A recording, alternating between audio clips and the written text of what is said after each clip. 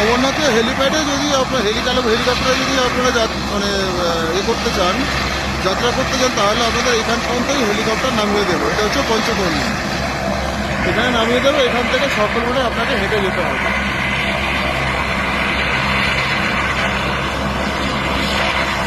আমার মতে বলে যদি কারোর অসুবিধা হয়, শারীরিক কোনো অসুবিধা বা যাই কোনো ফিজিক্যাল প্রবলেম থাকে, তারা কিন্তু ওই আপনার ঘোড়া বা পালকি এসব না করে ডাইরেক্ট আপনার হেলিকপ্টারে করাটাই ভালো। কারণ আমি আস্তে আস্তে যা দেখলাম, আপনি ঘোড়ায় আসবেন 1000 টাকা, আবার একটা খ্যাপে আসবেন 1000 টাকা, 1000 টাকা, 1000 টাকা, এরকম করে করে মোটামুটি দেখবেন 7-8 হাজার টাকা আপনার চলেই যাচ্ছে।